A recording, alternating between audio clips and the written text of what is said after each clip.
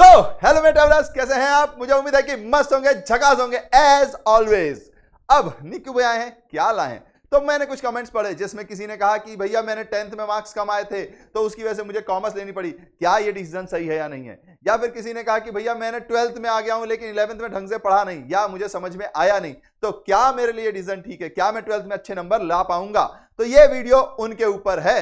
अब देखिए, मैं अगर आपसे ये सवाल पूछूं या आपके दोस्त सवाल पूछें कि क्या एम आई अ लूजर, यानी कि अगर कोई आपसे बोले कि आप एक लूजर हैं तो क्या कहेंगे आप? कि हम एक लूजर हूं? नहीं, आप क्या कहते हैं? चल आगे बढ़, मैं कोई लूजर नहीं हूं। हम क्या बोलते हैं? No, I am not a loser. ये हम उनको तो कह देते हैं, तो फिर ये हम खुद को क्यों नहीं कहते? क्यों हम ये सोचते हैं कि 10th हमारी खराब हो गई तो 11th भी खराब हो जाएगी, या मेरी 10th खराब है या मार्क्स मेरे कम आए इसलिए मुझे 11th में कॉमर्स लेना पड़ रहा है? या हम ये क्यों सोचते हैं कि 11th में मैंने अच्छा नहीं पढ़ा तो 12th में मैं अच्छा नहीं पढ़ूंगा, या 12th में मेरे मार्क्स नहीं आएंगे, मेरे बेसिक स्ट्रांग नहीं है, 12th में मैं कैसे नंबर लाऊंगा? ये हम क्यों सोचते हैं? क्योंकि हम ये नहीं समझते। क्या हम ये नहीं समझते कि सुबह हुई है शाम के बाद, फिर आप क्यों रुक गए एक बुरे अंजाम के बाद? ये आपको ध्यान देना है कि भाई ऐसा क्या हुआ कि आप खुद ही खुद में हारे जा रहे हैं, दुनिया आप पे हंसी जा रही है और आप मारे जा रहे हैं। अंदर ही अंदर जो आपकी चेतना है वो खत्म होती जा रही है, आपका कॉन्फिडेंस लूज हो रहा है। तो ये आपको जानना है कि ऐसा क्यों है।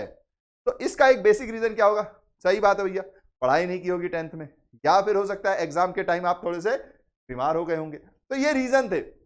आपको सही रीजन जानना है कि क्या ऐसा हुआ था कि मैंने पढ़ाई नहीं की इसलिए मेरे मार्क्स कम आए। तो आपको सुधरना होगा, आपको पढ़ना होगा, तभी आगे बढ़ पाओगे। जंग का मैदान होगा तो वहां बंदूकें गोलियां चलेंगी, पर पढ़ाई के मैदान में, स्टडी में आपको किताबें पढ़नी ही पड़ेंगी। यह जीवन का सच है। तो अगर आपका रीजन यह है तो आपको चेंज होना होगा। अगर मान लीजिए बाय चांस आप बीमार हो गए थे, उसकी वजह से ऐसा हुआ है, तो कोई बात नहीं यार, कुछ लोगों के साथ ऐसा हो जाता है। कभी कभी परिस्थितियां खराब होती हैं, लेकिन जब परिस्थितियां खराब होती हैं तो आपको यह कहना है कि नहीं यार, वो टाइम गलत था, हमेशा ऐसा नहीं होगा। अब जाहिर सी बात, ये तो बात है, तो इसके लिए मैं आपके लिए कुछ एग्जाम्पल्स लेकर आया हूं। आप ये एग्जाम्पल देखिए और मुझे उम्मीद है कि आप समझेंगे। जैसे देखिए, ये रहे चाय वाले, इनको तो आप जानते हैं, एमबीए चाय वाले प्रफुल्ल भाई। अब होता क्या है कि अगर हमारे नंबर कम आए और माता पिता ने हमसे कह दिया ना, देख तेरे नंबर कम आ रहे हैं, मैं तेरे लिए टपरी खोल दूंगा, एक चाय का ठेला खोल दूंगा, या ये कर दूंगा, या तेरे को गल्ले पे बैठा दूंगा, या अपनी दुकान पे बैठा दूंगा, हमें बुरा लगने लगता है, अरे यार मेरे पापा तो मुझे समझते ही नहीं। पर ये आदमी आपको सिखा सकता है कि पढ़ाई का इस्तेमाल करना है आपको। यह जरूरी नहीं है कि आपके अच्छे नंबर आए, पर अगर आप पढ़ाई अच्छे से करते हैं, आप हर कॉन्सेप्ट को समझते हैं, तो नंबर भी अच्छे आएंगे। उसमें भी हम पीछे क्यों रहे? हम क्यों ना अपने पेरेंट्स से कहें कि पापा मेरा इसमें मन नहीं लगता, लेकिन अगर मैं 11th पढ़ रहा हूं, अगर मैं 12th पढ़ रहा हूं तो मैं मार्क्स भी अच्छे लाऊंगा। इनका एग्जाम्पल क्यों लिया मैंने? हमने हर जगह चाय की स्टॉल देखी होगी। एक चाय की स्टॉल होने में और एक चाय का बिजनेस होने में अंतर है, और अंतर है नॉलेज का। पावर कहां है? नॉलेज में है। इसीलिए लोग कहते हैं नॉलेज इज पावर। इन्होंने पहले नॉलेज ली है, इन्होंने भी तो एमबीए किया, नहीं हो पाया। कैट का जो एग्जाम ये निकालना चाहते थे, नहीं निकाल पाए। फिर इन्होंने मैकडॉनल्ड्स में जॉब भी की, हालांकि ये मैंने इंफॉर्मेशन नेट से ली है, ठीक है। इन्होंने मैकडॉनल्ड्स में जॉब भी की। सोचो उस टाइम लोगों ने इनको कितना कुछ कहा होगा, पर क्या ये रुके? रुके नहीं। उन्होंने माना कि आज मेरा गलत है, कल मेरा गलत नहीं होगा। तो ये अंतर है स्टडी में और बिना स्टडी किए काम करने में। अगर आप अकाउंटेंसी की दुनिया में हैं तो इकोनॉमिक्स को समझिए, इससे डिमांड सप्लाई समझ में आता है। बिजनेस को समझिए, इससे यह पता चलता है कि हम एंटरप्रेन्योर कैसे बन सकते हैं। अकाउंटेंसी को समझिए, इससे आपको पता चलेगा प्रॉफिट लॉस की एडवांटेजेस, उसको जानना क्यों जरूरी है। जब आप ये सब जानेंगे तो एक, अगर आपके पिताजी ने आपको चाय का स्टॉल भी खोल के दिया ना, तो आप उसको एक बिजनेस बनाएंगे। स्मॉल बिजनेस नहीं, लार्ज बिजनेस, इनकी तरह। इसलिए इनका नाम रखा गया है। फिर भी कई लोगों को लगता है कि अरे यार ये बातें बड़ी बड़ी हैं। तो एक और बात कि मैं फूस की फांस नहीं, सृजन का बीज हूं, उग कर दिखाऊंगा, अपना वजूद बनाऊंगा जैसे इस पेड़ ने बनाया है। ये आपको अपने आप से कहना है। इसने भी भगवान से शिकायत की। जैसे होता है ना कि यार मेरे साथ ऐसा हो गया, मेरे साथ वैसा हो गया, किस्मत हमेशा मेरी ही खराब होती है, मैं ही भोंदू हूं। नहीं, इसने भी भगवान से सवाल किया कि भगवान किसी को तुमने फूल दिए, किसी को इश्क का सिंबल बना दिया, किसी को तुमने आम का राजा, यानी आम जो है फलों का राजा बना दिया, मुझे क्या दिया? कुछ नहीं दिया। फिर भी मैं सड़क पे उठकर आपको दिखा रहा हूं कि मैं सृजन का बीज हूं, कोई मुझे दबा नहीं सकता। ये आपको भी कहना है।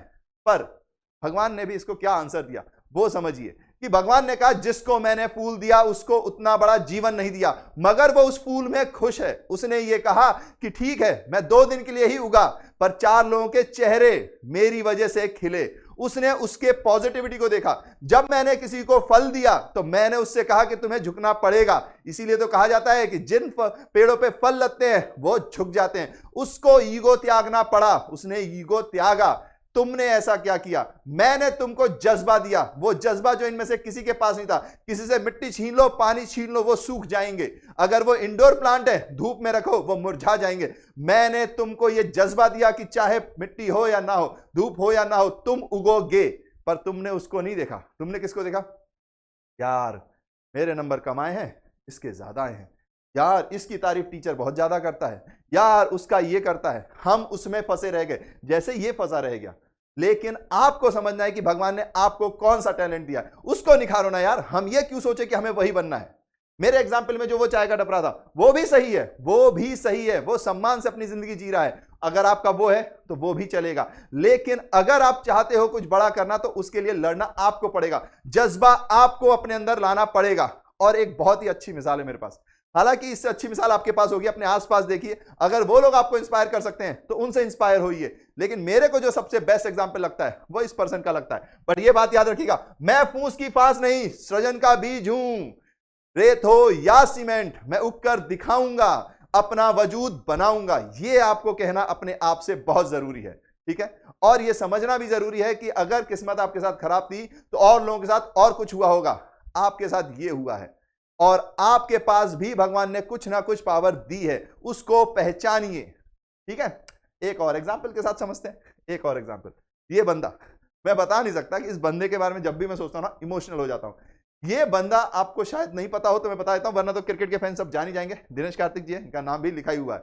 ये बंदा धोनी जी से पहले आया था। आप सोच के देखो कि इनके ऊपर कितना मेंटल प्रेशर होगा कि धोनी जी आए, एक ऑरा लेकर आ गए, सब उस छतरी के नीचे छुप से गए। छुप से नहीं, सबका अपना वजूद था, लेकिन उतने नहीं निखरे जितने धोनी जी निखरे। पर क्या इस बंदे ने अपनी मेहनत छोड़ दी? नहीं, ये धोनी जी से पहले आया, खेलता रहा, जहां भी खेला सब कुछ अच्छा किया, अपने आप में खुद को सुधारता रहा, बढ़ता रहा, एज भी बढ़ती रही। फिर धोनी जी का एरा गया, उनका ऑरा खत्म हुआ, फिर नए लोग आए। पर यह आदमी नहीं रुका, ये नहीं सोचने लगा कि यार सब जा रहे हैं, सब लोग मुझे ताने मार रहे हैं, सब लोग इनका मजाक उड़ा रहे हैं। लेकिन ये नहीं रुका, इसके पास वो जज्बा था, वो लड़ने का जज्बा। और इसने इंडिया टीम में अब वापस से वापसी कर ली है। और सिर्फ वापसी नहीं की है बॉस, एक निदास ट्रॉफी थी, शायद यही है, उन्होंने उसको जिताया अपनी दम पर, आखिरी में इन्होंने। और उसके बाद अभी जो T20 वर्ल्ड कप है, शायद वर्ल्ड कप नहीं, शायद एक टूर्नामेंट था साउथ अफ्रीका के अगेंस्ट, यही है शायद, जहां तक मुझे याद है, उसमें 50 रन भी बनाए, टीम को जीतने की कगार तक लाए, या जिता भी दिया था वो मैच। तो ये बंदा है आपके मोटिवेशनल के लिए। अगर आपको कोई और मिलता है तो उसको एग्जाम्पल बना लीजिए, लेकिन मेरे लिए अभी रीसेंट टाइम में इससे बड़ा एग्जाम्पल कोई नहीं है। कि सोच के देखो कि भाई एक आदमी सबसे पहले आया, पर एक आदमी बाद में आया और उसने पूरा ऑरा बिछा दिया, पूरा गायब ही कर दिया सबको, फिर भी ये बंदा लड़ता रहा। सोच के देखिए आप कि ये लड़ता रहा कितने सालों तक, जब तक धोनी जी खेले हैं ये नहीं दिखा किसी को, या दिखा तो आजू बाजू, ये फिर भी लड़ता रहा। उनके जाने के बाद भी अपना वजूद बनाया। यानी कि मैं सृजन का बीज हूं, रेत डालोगे, सीमेंट डालोगे, जहां भी भेजोगे मैं उगकर दिखाऊंगा, अपना वजूद बनाऊंगा। तो आपको इनसे प्रेरणा लेनी चाहिए, या जो आपको दिख रहे हैं उनसे प्रेरणा लीजिए, लेकिन अपना वजूद बनाइए, यह बहुत इंपॉर्टेंट है। अब एक लाइन है, लाइन यह है कि आपको क्या लगता है कि महाभारत में अर्जुन जी ने जो तीर चलाए या जो भी किया वो क्यों किया? क्योंकि कृष्ण जी उनके साथ थे या उनको उपदेश दिया था? अगर आपका मानना यह है तो गलत है। इसमें एक चीज है जो हम हमेशा भूल जाते हैं, और वो चीज है अमल करना। ज्ञान आपको भी मिला होगा, आपके पेरेंट्स ने भी कहा होगा, मम्मी भी आती होंगी, उठाती होंगी, खिलाती होंगी और बोलती होंगी बेटा पढ़ ले, सब ने आपसे कहा, लेकिन आपने क्या पढ़ा? अगर आपके नंबर कम आए हैं तो इसका मतलब है नहीं पढ़ा। या फिर क्या आपने सही से पढ़ा? हो सकता है नहीं पढ़ा। तो इसका मतलब यह नहीं होता कि अर्जुन इसलिए जीते क्योंकि कृष्ण जी ने उन्हें उपदेश दिया, गीता का इसलिए जीते क्योंकि उन्होंने उस उपदेश पे अमल किया। तो आपको भी अमल करना पड़ेगा। आप जज्बा लाओ, हम रास्ता लाते हैं, हम आपका साथ देंगे, पर जागृति आपको लानी पड़ेगी। फिर नदियां तो क्या, समुद्र भी पार कर जाएंगे, पर यह जज्बा जो होता है ये आपको लाना पड़ेगा। पढ़ाई के मैदान में पढ़ने का जुनून, मेहनत करने की लगन, ये आपको लानी पड़ेगी। और अगर आप लाते हैं तो मैं आपसे वादा करता हूं कि आप नदियां तो क्या, समुद्र पक्का पार करोगे। तो ये था मोटिवेशन के लिए, ताकि आप इस बात को समझें कि जिंदगी सबके साथ अलग अलग है, उन सबके नियम अलग अलग है, पर वो लड़ रहे हैं, और जो लड़ रहे हैं वही मुस्कुरा रहे हैं, वही जीत रहे हैं। मोहल्ले में तो बहुत सारे लोग बहुत कुछ बोलेंगे, पर आप अपना काम करेंगे। आपके पास वो जज्बा है कि नहीं कि हम लड़ेंगे और एक दिन उनको प्रूफ करेंगे कि वो गलत थे। इनको भी लोगों ने कहा कि भाई ये तो अब इसका कैरियर खत्म, कमेंटेटर बन जाएगा, खत्म। पर इससे अच्छा जज्बे की कहानी कोई भी नहीं है। आप यकीन नहीं मानेंगे, आप खुद इनको पढ़िए, इनको जानिए, इनके कैरियर को देखिए, आपको समझ में आएगा कि भाई सैल्यूट कर देते हैं हम इसको। कोई बड़ा नाम नहीं रखा इसीलिए क्योंकि ये जज्बे की कहानियां आपको शायद कहीं दिखेंगी, पर ये बहुत बड़ी कहानी है, तो आपको भी ये समझना है। फिर लास्ट में जो मुझे कहना है, क्या कहना है, थैंक यू। लेकिन इस बार एक लाइन चेंज है, कीप स्माइलिंग। आप जब भी किसी से मिलिए मुस्कुरा के मिलिए। स्कूल से घर जाइए, पेरेंट्स से मुस्कुराइए, दोस्तों से मिलिए, गले लगा लीजिए, रूठे को मना लीजिए, इसमें जिंदगी है। और साथ में पढ़ाई भी कीजिए, क्योंकि पढ़ाई ही जरूरी भी है। ऐसा नहीं है कि वो एक बर्डन है, बर्डन नहीं है, वो एक लर्निंग स्टेज है जो आपको अगर अचीव करना है कुछ तो वहां तक पहुंचाती है। तो उसके लिए भी मेहनत करनी पड़ेगी, लेकिन कैसे, मुस्कुरा के। और मुस्कुराना कैसे है, लाइक दिस।